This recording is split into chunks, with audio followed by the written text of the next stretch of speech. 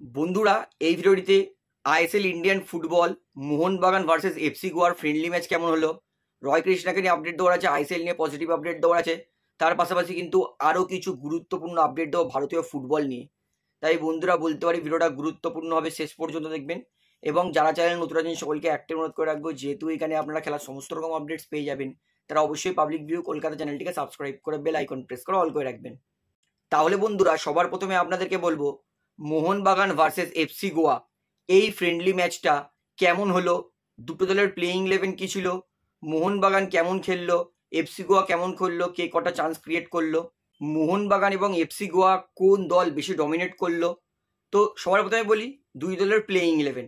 মোহনবাগান এই দিন প্লেইং ইলেভেনে দুটো বিদেশি নিয়ে স্টার্ট করেছিল, উল্টো দিকে এফসি গোয়া তারা এই দিন প্লেইং ইলেভেনে 6টা বিদেশি নিয়ে স্টার্ট করেছিল। মলিনা তিনি মোহনবাগান দলকে 4-2-3-1 ফরমেশনে খেলিয়েছে, যেখানে গোলকিপারে ছিল ভিশাল ক্যাথ, 4-এর ডিফেন্স, রাইট ব্যাকে ছিল আশিস রায়, লেফট ব্যাকে অভিষেক সিং, দুটো সেন্টার ব্যাক, টম অলডারের পাশে ছিল মেহতাব সিং। 4-এর ডিফেন্স, দুটো ডিফেন্সিভ মিডফিল্ড, একটা ছিল দীপক টাংরি আর একটা ছিল আপুইয়া। মোহনবাগানের আক্রমণ, রাইট মিডে খেলেছিল কিয়ান নাসিরি, লেফট মিডে লিস্টন কোলাসো, প্লে মেকারের ভূমিকায় সাহাল আব্দুল সামাদ এবং স্ট্রাইকারে জেসন কামিন্স। এটা ছিল মোহনবাগানের প্লেইং ইলেভেন। উল্টো দিকে গোয়ার প্লেইং ইলেভেন, গোয়ার রাইট ব্যাকে ছিল সেরিটন ফার্নান্ডেস, লেফট ব্যাকে ছিল আকাশ সাংওয়ান, দুটো সেন্টার ব্যাক, একটা ছিল তাদের বিদেশি মরেনো এবং তার পাশাপাশি নিমদর্জি তামাং। তাদের রাইট মিডে খেলেছিল ব্রাইসন ফার্নান্ডেস, লেফট মিডে খেলেছিল ডেজান ডেরিচ, দুটো সেন্ট্রাল মিডফিল্ডার, মানে ডেভিড তো ডিফেন্সিভ মিডফিল্ডার তাদের বিদেশি, এবং তার পাশাপাশি বোরা হারেরা, এবং দুটো স্ট্রাইকার, একটা ছিল ইকার গৌরচেনা আর একটা ছিল জাভিয়ার সেভেরিও টোরো। অর্থাৎ এটা ছিল গোয়ার প্লেইং ইলেভেন। এবং মোহনবাগান কিন্তু প্রথমভাবে দুটো গোলের চান্স কিন্তু অলমোস্ট খুলেছিল। একটা হচ্ছে লিস্টন কোলাসো, তার ক্রস একটা ভালো এসেছিল কিন্তু সেটা জেসন কামিন্স পৌঁছাতে পারিনি। সেটা যদি জেসন কামিন্স পৌঁছাতে পারতো তাহলে কিন্তু অবশ্যই সেখানে মোহনবাগান প্রথমভাবে 1-0 এগিয়ে যেতে পারত। এবং মোহনবাগান আরও একটা চান্স ক্রিয়েট করেছিল, কিন্তু সেটা হচ্ছে যে শটটা গোয়ার গোলকিপার কিন্তু সেভ করেছে জেসন কামিন্সের। অর্থাৎ এটা হচ্ছে মোহনবাগানের প্রথমভাবে দুটো চান্স। এফসি গোয়া তারা কিন্তু প্রথমভাবে অতটা ভালো ফুটবল খেলতে পারেনি। 6টা বিদেশি নিলেও এফসি গোয়ার থেকে কিন্তু মোহনবাগানই প্রথমভাবে বেশি ভালো খেলেছে। তবে মোহনবাগানের একটাই সমস্যা, সেটা আমি বলবো মোহনবাগানের কিন্তু একটা বিদেশি অ্যাটাকিং মিডফিল্ডারের অভাবে কিন্তু মোহনবাগান এখনো কিন্তু প্র্যাকটিস ম্যাচ অনুযায়ী মোহনবাগানের কিন্তু লাগবে। তবে ভালো পজিটিভ দিক, রবসান রবিনো কিন্তু সেকেন্ড হাফে যখন 80 মিনিটে আসে, মোহনবাগানের জন্য কিন্তু রবসান রবিনো যথেষ্ট ভালো পারফরমেন্স করছিল। অনেকে বলছিল যে রবসান চেহারা ভারী, রবসান কি করবে এই চেহারা নিয়ে, কিন্তু রবসান 80 মিনিটে নেমেই 82 থেকে 83 মিনিটের মধ্যে কিন্তু ভালো গোলের চান্স ক্রিয়েট করেছিল, কিন্তু সেটা মোহনবাগানের স্ট্রাইকার মেবি সোহেল বার ছিল, তিনি কিন্তু সেটা দিয়ে কাজে লাগাতে পারিনি। তো সেকেন্ড হাফে আসি, সেকেন্ড হাফের শুরুতে মোহনবাগান কিন্তু ভালো ফুটবল খেলছিল। এফসি গোয়ার থেকে সেকেন্ড হাফের শুরুতে মোহনবাগানও ভালো গোলে মানে ফুটবলটা কন্ট্রোল করছিল, কিন্তু 55 মিনিটের মাথায় কিন্তু এফসি গোয়া তারা একটা ভালো আক্রমণের ঝড় তোলে এবং সেটা 55 থেকে 72 থেকে 75 মিনিট পর্যন্ত থাকে। এবং মোহনবাগানের জন্য কিন্তু প্রথম সাবস্টিটিউশন 60 মিনিটে হয়, সুভাশিস বোস নামে, তার সঙ্গে নামে অভিষেক সূর্যবংশী এবং সোহেল বাট। এবং মোহনবাগানের জন্য 80 মিনিটে যেই সাবস্টিটিউশনগুলো সবাই দেখতে চেয়েছিল সেটা হচ্ছে রবসান রবিনো, ডিমিট্রি পেড্রাটস, জেমি ম্যাকলারেন, এবং তার পাশাপাশি কিন্তু দীপেন্দু বিশ্বাসকেও 80 মিনিটে নামিয়েছিল। অর্থাৎ বলে রাখি ডিমির খেলা এখনও আমরা অনেকটা বাকি আছে, তবে আশা করি এএফসি ম্যাচের আগে ডিমি 2-3 দিন প্র্যাকটিসে আরও নিজেকে ফিট করে তুলবে। রবসান তার খেলা দেখে কিন্তু যথেষ্ট ভালো মনে হচ্ছে রবসান ভালো কিছু করতে পারে মোহনবাগানের জন্য, এবং হয়তো ডিমি ম্যাকলারেন তাদের থেকেও হয়তো রবসান বেটার পারফরমেন্স করতে পারে।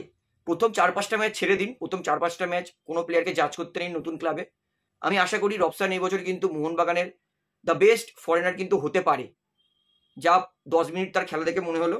এবং জেমি ম্যাকলারেনকেও মনে হচ্ছে তিনি এএফসির ম্যাচের আগে মোহনবাগানের মানে হয়ে ফিট হয়ে যাবেন।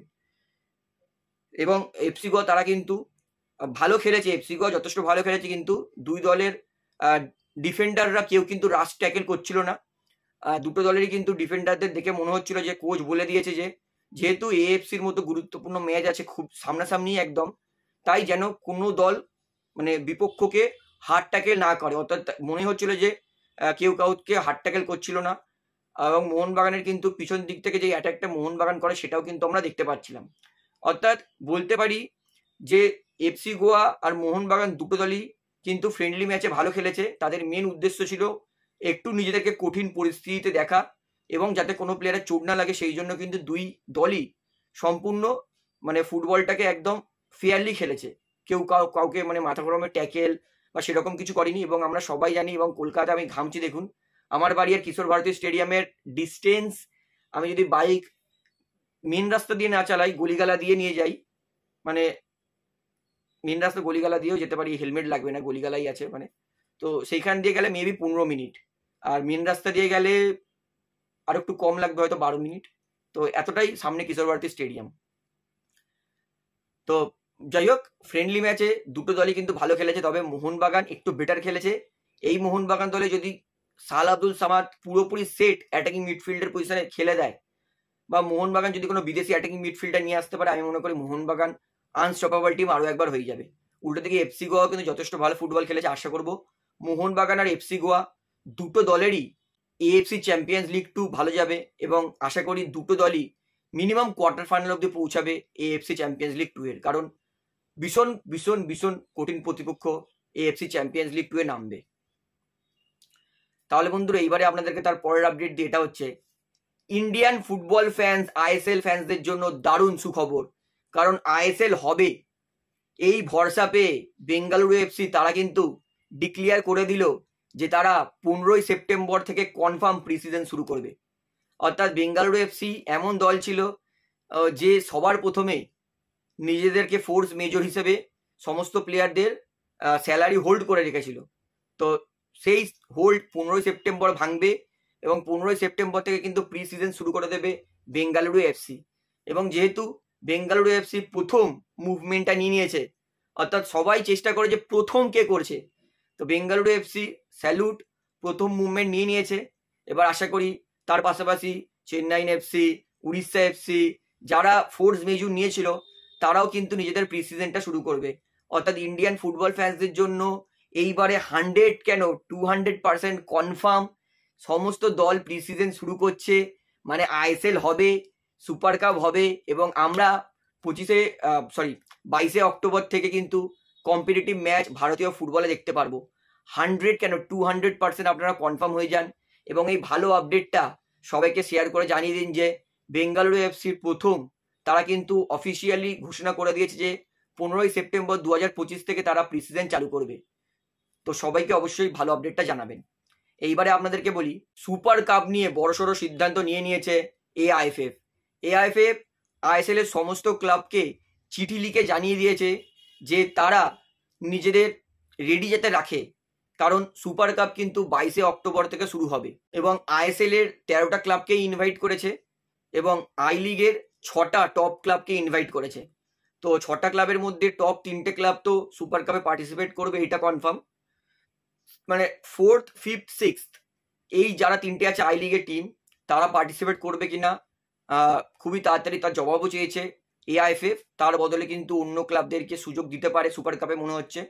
তো টোটাল এইবারে সুপার কাপ আমার মনে হচ্ছে 20টা টিমেই হবে, তার সম্ভাবনাটা বেশি। তো দেখা যাক কি হয়। তো সুপার কাপ কিন্তু হচ্ছে 22 অক্টোবর থেকে, এবং আইএসএল এর সমস্ত ক্লাব এবং আই লিগের 6টা টপ ক্লাবকে কিন্তু সেটা অফিসিয়ালি চিঠি পাঠিয়ে জানিয়ে দিয়েছে এআইএফএফ। অর্থাৎ এইবার আপনারা ভরসা পুরো পেতে পারেন যে হ্যাঁ, এইবার পুরোপুরি কনফার্ম যে ভারতীয় ফুটবল চালু হচ্ছে। তো এইবারে আপনাদেরকে রয় কৃষ্ণের আপডেটটা দিই। রয় কৃষ্ণা আমার প্রচণ্ড প্রচণ্ড ফেভারিট প্লেয়ার। রয় কৃষ্ণা তিনি কিন্তু আর আইএসএল খেলবেন না, কারণ তিনি কেরালা সুপার লিগের ক্লাব মালাপুরাম এফসির হয়ে সই করে নিয়েছে। অর্থাৎ সত্যি আইএসএল এর রয় কৃষ্ণাকে প্রচণ্ড মিস করবো ভাই। তো যাই হোক, এই ভিডিওটিতে এতটাই বলার ছিল, আশা করি সমস্তটা আপনারা বুঝতে পেরেছেন। তো ভিডিওটা এখানে শেষ করছি। ভিডিওটি ভালো লাগলে অবশ্যই লাইক করুন, কমেন্ট করুন, শেয়ার করুন, এবং চ্যানেলের মতো সকলকে একটা অনুরোধ করে রাখবো, যেহেতু এইখানে আপনারা খেলার সমস্ত রকম আপডেটস পেয়ে যাবেন, তারা অবশ্যই পাবলিক ভিউ কলকাতা চ্যানেলটিকে সাবস্ক্রাইব করে বেল আইকন প্রেস করে অল করে রাখবেন। ধন্যবাদ।